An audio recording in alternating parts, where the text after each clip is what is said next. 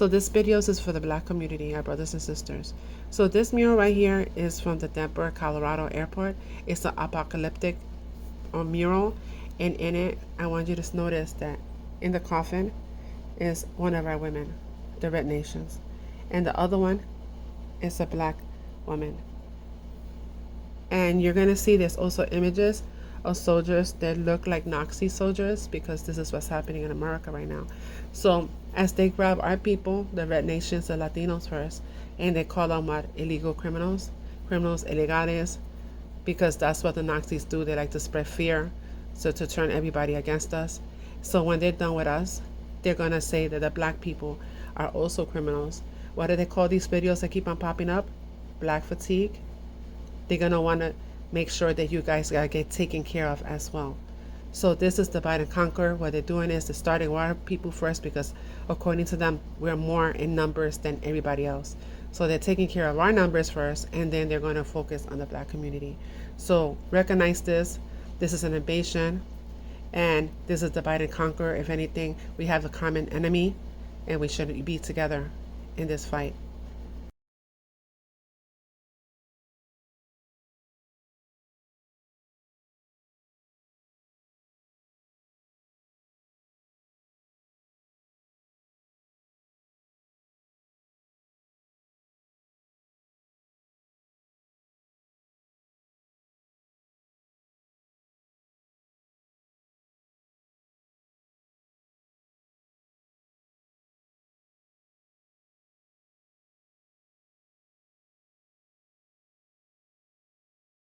Black fatigue, or ghetto fatigue, is a real thing, and no one's staying silent about it any longer. No nationality wants to be involved or bothered by this loud, obnoxious group of people. No one, not even hard-working Black Americans. I mean, I'm telling no lies here. Everywhere that group of people go, chaos follows. And no matter where you go, they're there. You can't go on a cruise ship because they done ghettoed it out. Have you seen the Carnival cruise ships? It looks like a fucking barbecue. And if you haven't noticed, it's always the same group of people. You know, loud, bonnets, pajamas, big ass eyelashes that flutter. You know, the EBT crowd. I mean, it's gotten so bad that you won't catch me at a Juicy Crab or a Cheesecake Factory, or even a McDonald's for that matter, because they turn those places into shooting galleries whenever someone that looks like them look at them wrong. They have mastered the victim card. Everyone's against them. There's oppression everywhere. And it's always the white man's fault, never their own. But let one of them tell it. They would have you believe that the police is the most dangerous thing within their communities. Wrong. You're the most dangerous thing in your community, which is why the police are there in the first place, to stop you from committing genocide against your own people. Look, no one's going to stay silent to this toxic behavior. And you can call me all the Uncle Toms that you want. But the fact that you're calling me that shows me that I'm saying something with facts. And you wonder why most good Black people move out of those communities as soon as they reach success. It's because they want more for themselves. And that crab in a barrel mindset is not conducive to prosperity. There is absolutely no accountability in that community.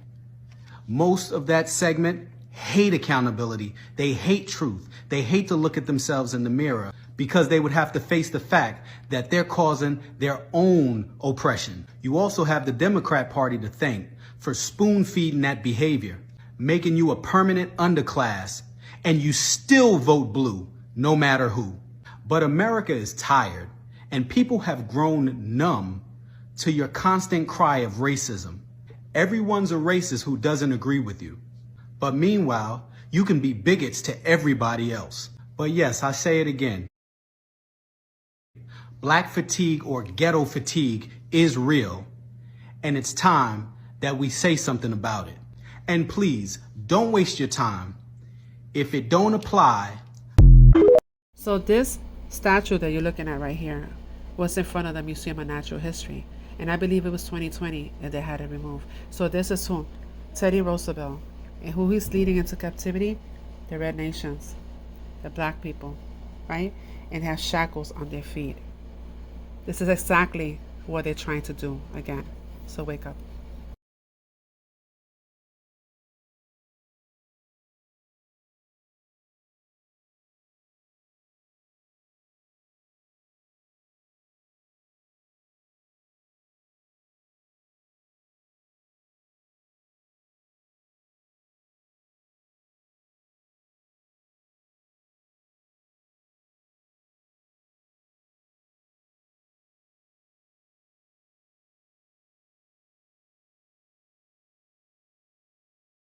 talking about how when the Spanish came, these priests burned for 30 days all the Mayan books, so there was none left. And his reason was, it's either the word of God, and we've already got that, so we'll destroy it, and if it isn't, it's the work of the devil. So they destroyed the whole Mayan culture, literature, which was very good and very aware, and there was about 3 books left which sort of say, you know, got up and went to work, and there's not enough words for them to work out what the language was. What's going to happen? You feel so frustrated at what was done to the Indians in the past that you feel like you should do something for their descendants now who are still getting it Right, six no, ways. Illiterate and not educated, not looked after.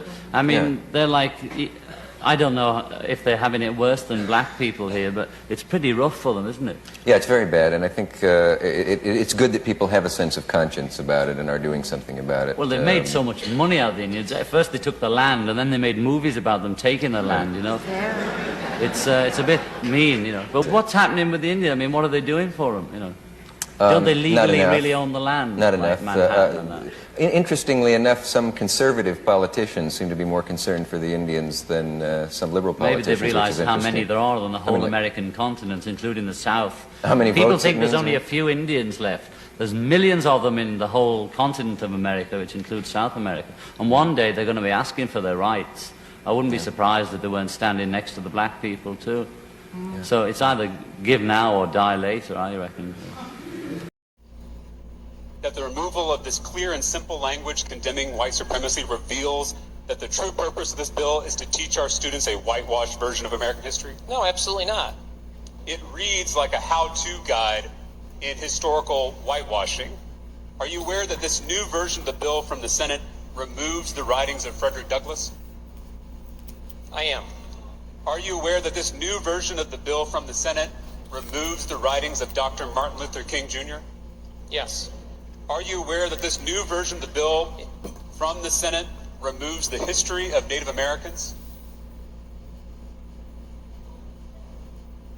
Yet the new version of the bill from the Senate, this is not the bill we all passed as a House, but the Senate's version, it still includes the writings of Alexis de Tocqueville, and he's not even an American.